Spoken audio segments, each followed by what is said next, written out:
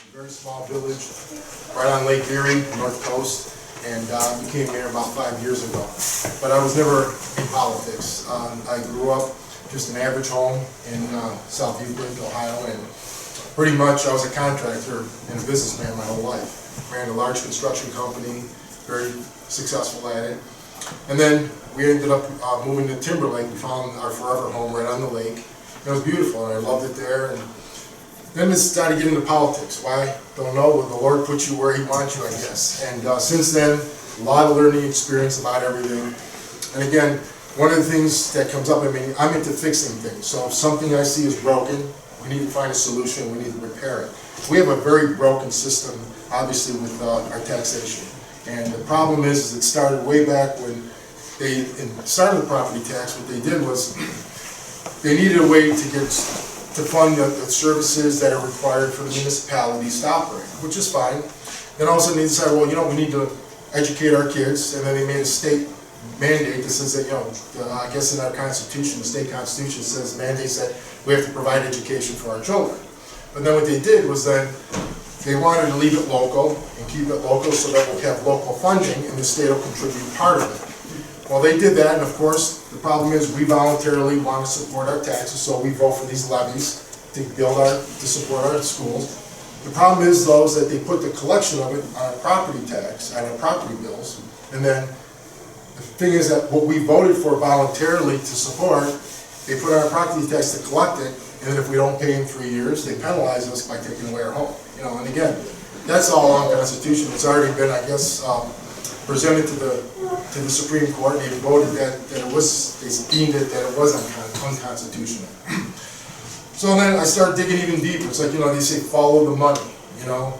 When I look at my tax bill, 61% of my tax bill goes to the Willard East Lake School District. Now, they say, well, you want to keep the funding through the local communities because this way they have say on what the schools go, okay? This way you have local control. Well, it's been now 3-4 years now we've been going to school meetings. Brian has been a lot more to tell your story, but basically we go there, we get 3 minutes to talk, they shut us off mid-sentence, and they answer no questions. We get absolutely nowhere, and they are really out of control. We were on the way down here, Menor schools that are way out of control. And you know, they had one last night, I mean, this DEI thing and all this other stuff, it's just crazy, out of control. The problem is that, where's the problem? Well, I would go to the budget meetings, this was back in the spring last year, and they were saying how they need to meet their budget. Well, I'm looking at the budget, in Willard East Lake Schools, 80% of their budget is people, it's wages and benefits. And it's like, okay, so we have to operate the rest of the school, maintenance, repair, the lights, the heat, everything else, everything with 20%. It's impossible. And then they just got $120 million worth of bonds to build 2 new schools.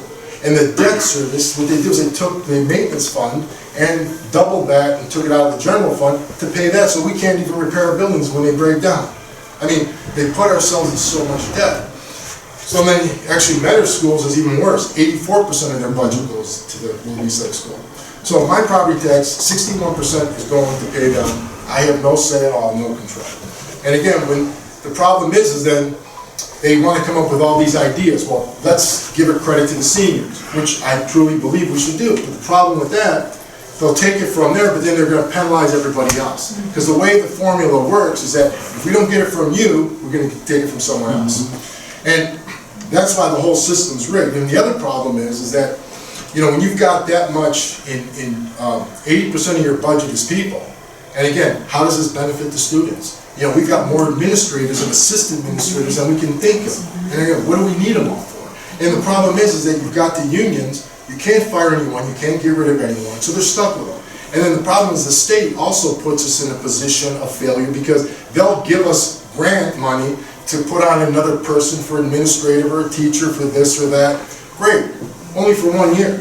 Then once that year is over, now it goes to the general fund, and then payroll keeps growing. Willard East Lake School projection, they're going to raise their wages are going to go up $10 million in 5 years, from $60 to $70 million.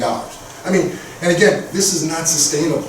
So, and the problem is people say, well, but you want local control. Don't you want to support your school? Absolutely, we all do. But not the way they do it, and I don't want to be penalized for it. I mean, again, you mean if I don't pay in 3 years, you're going to take away my house that's paid for? You know, this is, and then the other problem I have is that these evaluations. Because what they did was then, in 76, they come up with House Bill 920. Great, we're going to cap what the schools get. The problem is that at the time, it was only a 10 mil floor. So that was okay, and they said, well, we're going to cap it. But then the following year, in 77, they raised the floor to 20 mils. Okay, so I was like, okay, with it, because it's all to give the schools more money. And now what they're doing, now they're using a mass appraisal method, okay, to basically increase the values of the homes so that they can get more money on the inside millage because they don't get any more money on the outside millage. So what they'll do is, for example, Willie Eastlake School needed $8.1 million to meet their 5-year financial budget. Well, guess what? Just the valuations had to increase on an average of 30% in Willie Eastlake School District to accomplish that.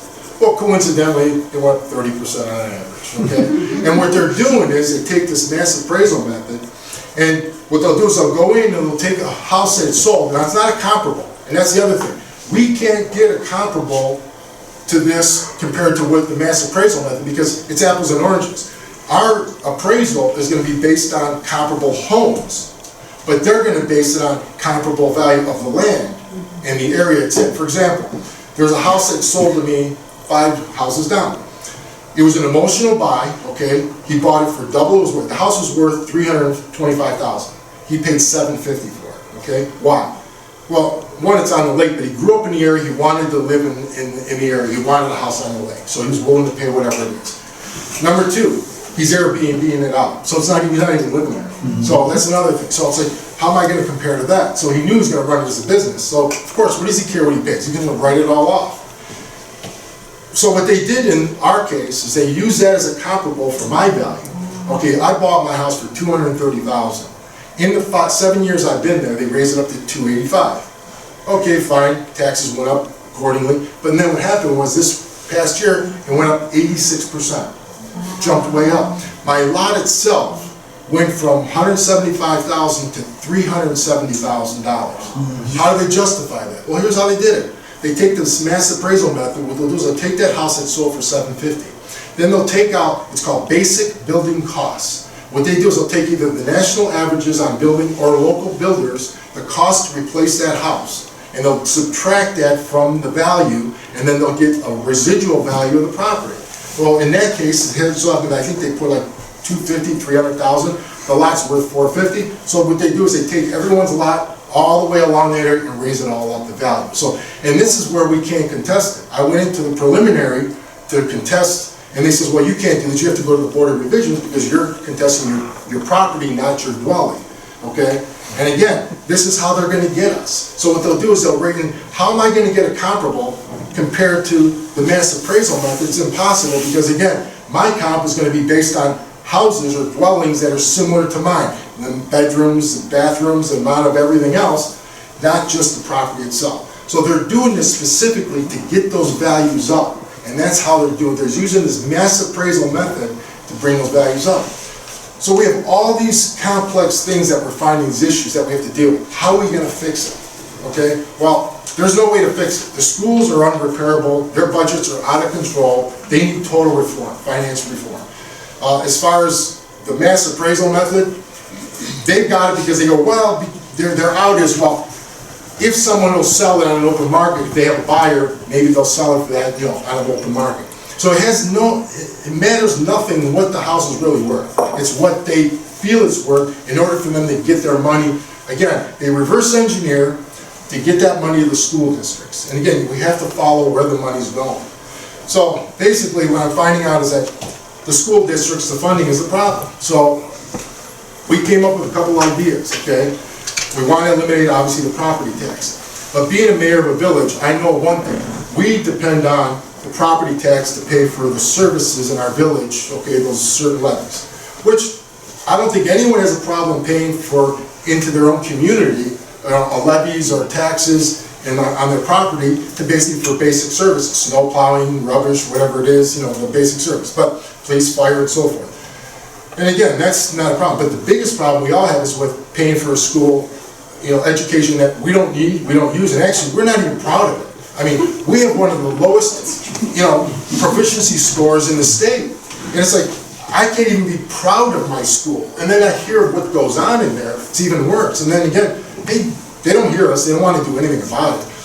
So what we came up with a few ideas. And one of the big ideas is that we want to, first of all, put a freeze on the property right now. Because again, what you pay for it is what your tax base should be. When you sell it, it'll increase at that point. But until then, why do we need to pay taxes on unrealized gains? So we put a freeze on that automatically.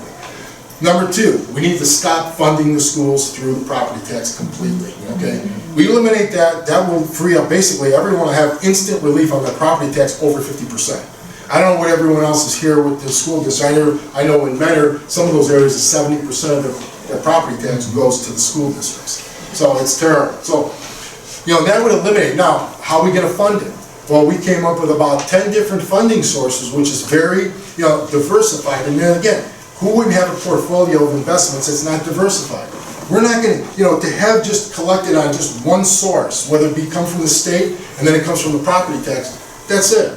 Now the problem is there's no diversification. If the market does well, if the economy is well, if it falls, if it collapses, the housing collapses, then again they lose money. So if we diversify the funding through, again, a sales tax, local income taxes, okay, and then again there's other sin taxes that we can have on pretty much on the tobacco, the alcohol, and so forth, gaming taxes, lottery taxes, all these things. There's many different funding sources. We came up with about $13.6 billion in other funding sources that we can use to replace the property tax completely.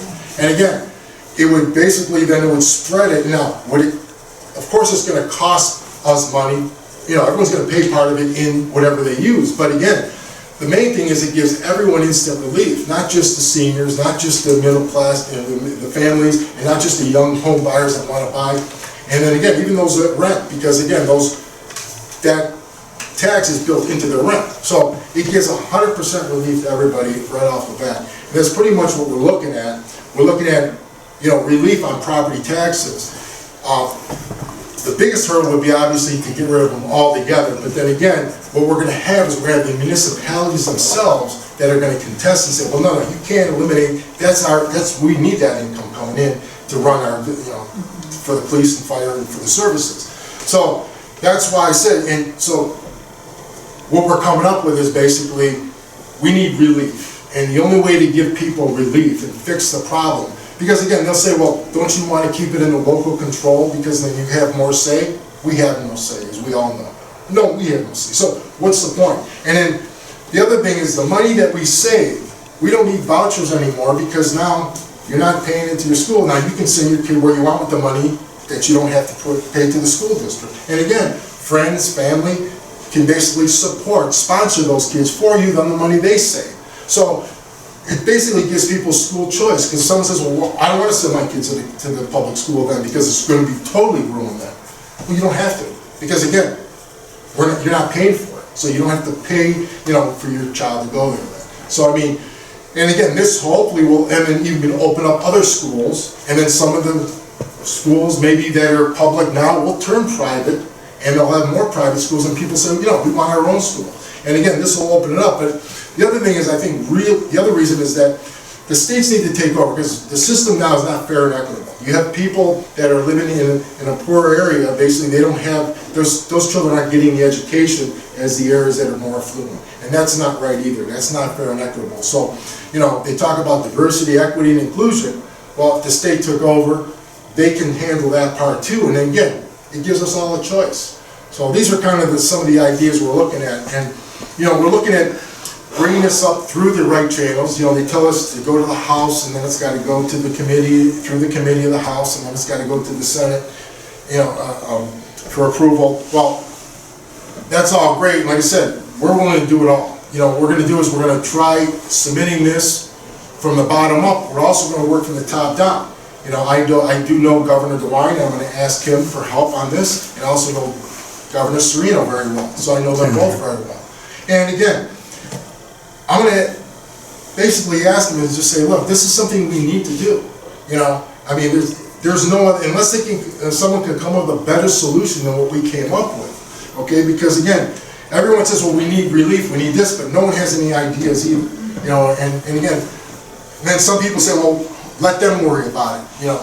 Well, where are they gonna get the funding? Well, let them worry about it. Well, no, we can't, because we don't want them, right now, look at what they're controlling. You know, we don't want them to do anything. So what we wanna do is, we wanna basically, if they're gonna do it, they'll do it their way, like I said, and then we can spend our money where we want to. And again, we can either spend it on children's education or spend it where we want. It'll actually help the economy out if we didn't have all that money going to our schools and fund our schools. So these are kind of the things that we're doing. So I'll finish with that and let